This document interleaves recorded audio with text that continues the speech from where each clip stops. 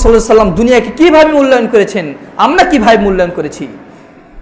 রাসূল সাল্লাল্লাহু আলাইহি সাল্লামের সাহাবী আব্দুল্লাহ ইবনে মাসউদ রাদিয়াল্লাহু আনহু থেকে বর্ণিত, তিনি বলছেন, মিশকাতুল মাসাবির 5188 নম্বর হাদিস, রাসূলের হাদিসগুলো হৃদয়ঙ্গম করার চেষ্টা করুন।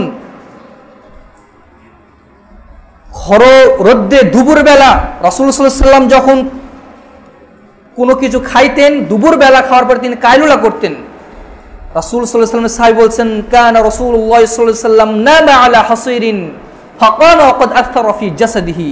রাসূল সাল্লাল্লাহু আলাইহি ওয়াসাল্লাম একদা দিনের বেলায় ঘুমালেন, ঘুম থেকে যখন তিনি উঠলেন তার শরীরে চাটাইয়ের দাগ পড়ে গেল, তার শরীরে খেজুরের চাটাইয়ের দাগ পড়ে গেল, খালি গায়ে শুয়েছিলেন আল্লাহ রাসূল গরমের দিনে।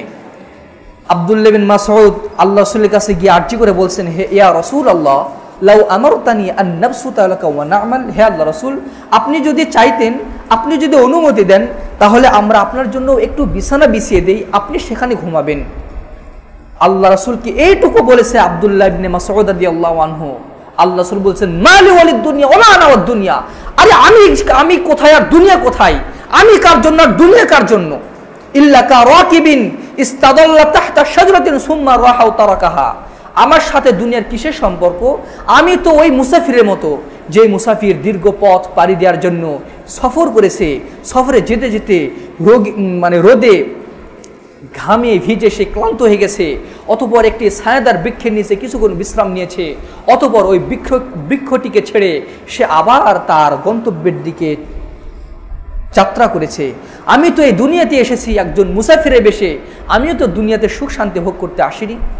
রাসূল সাল্লাল্লাহু আলাইহি ওয়াসাল্লাম যখন মক্কাতে ছিলেন, কি নির্যাতন তার সাথে হয়েছিল, তার সাহাবীদেরকে তাকে বয়কট করা হয়েছিল।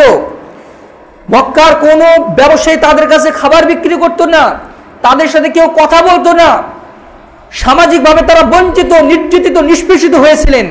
সেই সময় আল্লাহ রাসূলের কাছে জিবরিল আমিন এসে বললেন, আল্লাহ রাসূল বলছেন, হাদিসের মধ্যে মুসনাদে আহমদে হাদিসটি এসেছে, মুহাম্মদ বাহির রাদিয়াল্লাহু আনহু থেকে বর্ণিত, রাসূল সাল্লাল্লাহু আলাইহি ওয়াসাল্লাম বলছেন, আরদু আলাইয়া রাব্বি লিয়াজআল লি বাতহা মক্কা যাহাবান।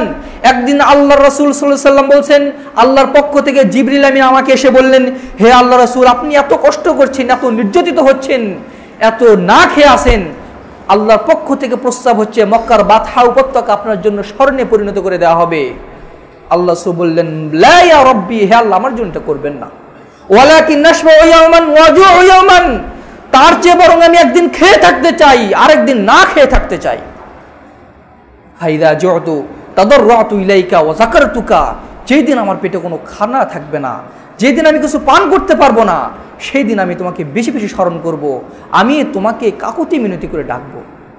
ফাইদা শাবিআতু, একদিন না খাওয়ার পরে আরেকদিন যখন একটু খেতে পাবো, তখন হামিদতুকা ওয়া শাকারতুকা, আমি তোমার প্রশংসা করব, আমি তোমার কৃতজ্ঞতা প্রকাশ করব।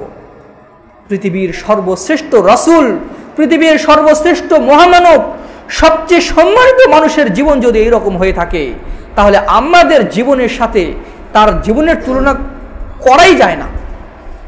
তাদের জীবন ছিল কেমন, আমাদের জীবন ছিল কেমন। আল্লাহ তাআলা আমাদেরকে 3 বেলা পেট পুরে খাওয়াচ্ছেন, তবুও আমরা আল্লাহর প্রতি সন্তুষ্ট থাকতে পারছি না, তবুও আমরা আল্লাহর প্রতি কৃতজ্ঞতা প্রকাশ করতে ব্যর্থ হচ্ছি। আল্লাহ রাসূল খেতে পাননি 2 দিন পর্যন্ত।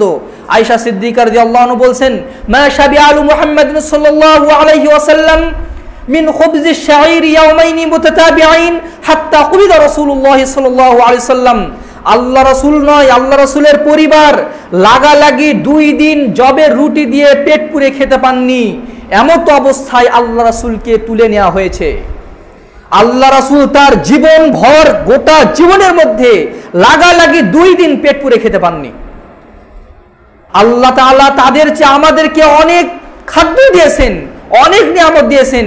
তারা আল্লাহর প্রতি যত কৃতজ্ঞতা স্বীকার করেছিল অল্প খাবার পেয়ে, আমরা তার কিঞ্চিত পরিমাণও আমরা আল্লাহর প্রতি কৃতজ্ঞতা প্রকাশ করতে পারছি না। এটা আমাদের ব্যর্থতা, মুসলিম হিসেবে এটা আমাদের ব্যর্থতা। একদিন রাসূল সাল্লাল্লাহু আলাইহি ওয়াসাল্লাম ঘরের মধ্যে দোয়া করছেন আল্লাহর নিকটে, আল্লাহুম্মা আহইনি মিসকিনান ওয়া আমিতনি মিসকিনান ওয়াহশুরনি ফি জামরাতিল মাসাকিন। মিশকাতুল মাসাবির 5244 নম্বর হাদিসে আল্লাহ রাসূল বলছেন, হে আল্লাহ, তুমি আমাকে মিসকিন অবস্থায় জীবিত রাখো, হে আল্লাহ তুমি আমাকে মিসকিনদের সাথে মৃত্যু দান করো, হে আল্লাহ তুমি আমাকে মিসকিনদের সাথে হাসর নাসর করো।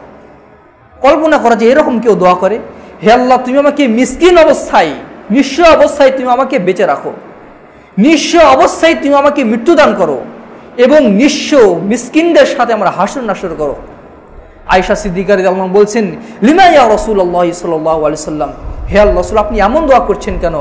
আল্লাহ রাসূল বললেন, ইয়া আয়েশা ইন্নাহুম ইয়াদখুলুনাল জান্নাতা ক্বাবলা আল-আগনিয়া বি-40 খরিফা। হে আয়েশা তুমি জেনে রেখো গরিবরা ধনীদের 40 বছর পূর্বে জান্নাতে প্রবেশ করবে। গরিবরা ধনীদের 40 বছর পূর্বে জান্নাতে প্রবেশ করবে। অপর হাদিস রয়েছে 500 বছর পূর্বে জান্নাতে প্রবেশ করবে। ইয়া আয়েশা লা তারুদ্দিল মাসাকিন ওয়ালাউ বিসিক্কি তামরাতিন, হে আয়েশা তুমি মিসকিনকে খালি হাতে ফিরে দিও না, খেজুরের একটা যদি নাও দিতে পারো অর্ধেক খেজুর দিয়ে হলেও তাকে সাহায্য করো, মিসকিনকে সাহায্য করো। ইয়া আয়েশা লা তারুদ্দিল মাসাকিন, ইয়া আয়েশা আহিব্বিল মাসাকিন ওয়া কররিবিকি ফাইন্নাল্লাহা ইউকরিবুকি ইয়াওমাল কিয়ামা। হে আয়েশা তুমি মিসকিনদেরকে ভালোবেসো, তাদেরকে কাছে কাছে রেখো, তাদেরকে দাওয়াত করে খায়ো, আল্লাহ তাআলা কিয়ামতের দিন তোমাকে তার পাশে পাশে রাখবেন। সুবহানাল্লাহ বিহামদি। আজকে আমাদের সমাজে চিত্র উল্টা, যার মাথায় তেল আছে তার মাথাতে আমরা তেল ঢালি, যার সম্মান তাকেই আমরা দেই যার কাছে স্বার্থ আছে, যার ঈমান আছে, যার তাকওয়া আছে তাকে আমরা সম্মান করি না যতক্ষণ না তার কাছে স্বার্থ না থাকে। আমাদের আচরণ এইরকম হওয়া আদৌ উচিত নয়।